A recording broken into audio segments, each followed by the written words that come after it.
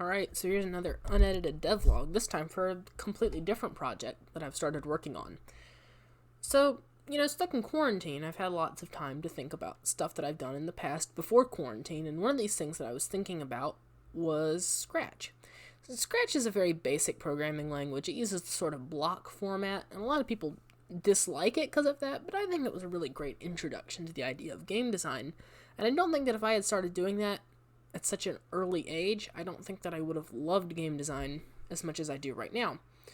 And I accredit all of that to Scratch, because the ability to have a free tool available to you to make games, even as most basic and crude as they are, it's still something special. So this is a game that I made. It's called Darklands. And I have it muted because it had copyrighted music in it. Whoops, I was a stupid kid. Very choppy, very basic platformer. But even though this is very basic and, let's be honest, very bad, it had this creativity that I've really sort of missed. I feel like sometimes my games are so standard. Well, not even standard, but they just feel so... I don't know even how to describe it. Does anyone know how to describe that feeling when something feels sort of familiar to you, so you don't like it, but you're comfortable with it, if that makes sense? I don't know. I could be sounding like a madman right now. But this game, while very basic and crude as it was, it taught me that there is beauty in simplicity. And I've always considered myself a very minimalist artist. I've always loved it when things are kept short and sweet. And I think that's what this is. And I love the little clouds here with the gradients. That was always a nice touch. I'm planning on having them return.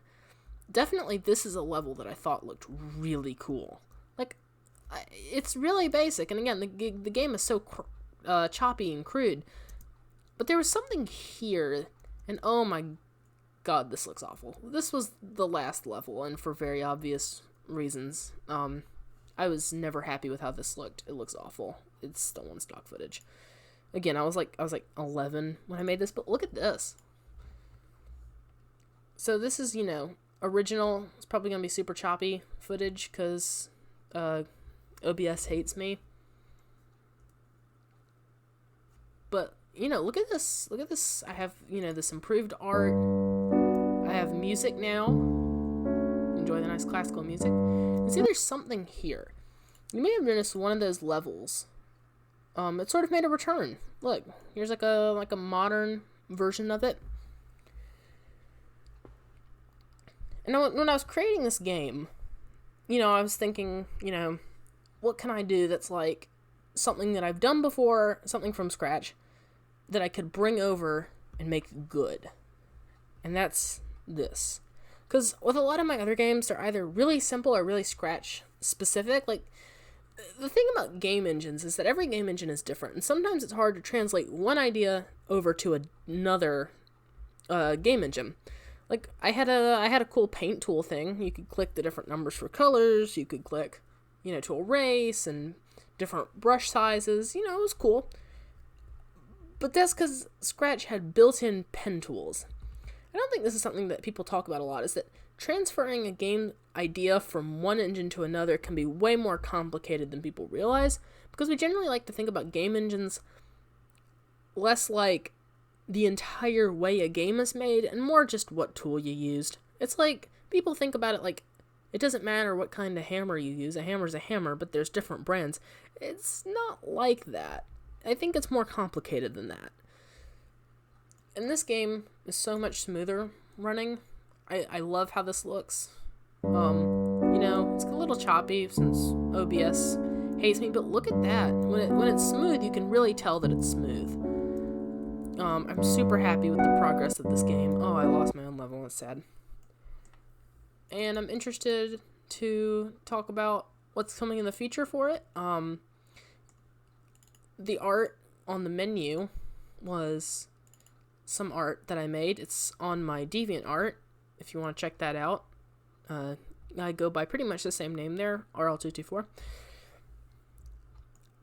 You know, I have Adobe Illustrator that helps out so much with the creation of this, because Adobe Illustrator is a fantastic tool for creating art. I love it. And, you know, this is really the state of the game right now. I have 7 levels. I have a music change, which you wouldn't think is a very hard thing to do in ClickTeam, but it's surprisingly challenging to get music to play between the different frames. Because for people who are watching this that don't use ClickTeam, the way ClickTeam works is that you have these frames. Like, each level I've made as a separate frame. And that's just for consistency and to keep everything nice and neat.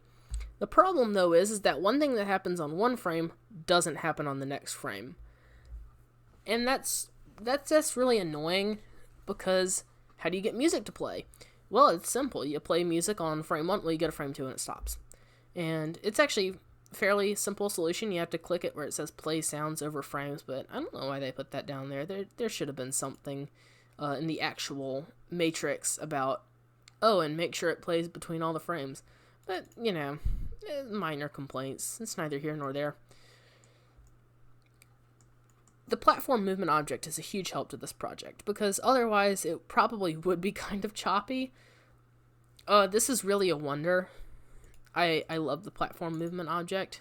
It helps a ton. And that is the backbone of this, is the ability to make it. This game is so simple, where it's like, you're this, here's the floor, here's the bad thing, here's the win. And I think that's what makes the sort of concept work. I just wanted this, you know, basic, almost pure experience. Because sometimes I think people are so caught up with the graphics of something that they ignore the actual gameplay. What I'm trying to go for here is a total feeling of gameplay. And the art is secondary. And of course I'm going to put effort in the art. I think of this as art. Like, you could sort of say this is modern art. I was heavily inspired by the works of one artist named Raphael Rosendahl. A lot of my artwork is inspired by his. It's insane to me what is able to be done and what message you're able to convey with such simple geometric shapes with basic colors. You know, you immediately know red's bad, yellow is good. The game doesn't have to tell you this, and the game doesn't. On level 1, I intentionally made it so that the only information you get is that how to load levels. And all you do is you're on this blank screen. You know, here's this thing, you touch it, oh my god, next level. You know, here's a red thing. You should probably jump over that. And that's the sort of storytelling, the sort of rule explaining to the player without word vomit. You know, I see lots of games where it's like word vomit. Like, you just have a screen and it's just words and words and words on game mechanics.